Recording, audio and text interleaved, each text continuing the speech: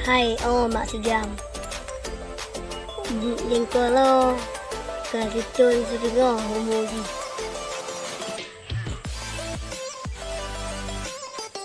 Iwati ile, kalau jengkol ya tu.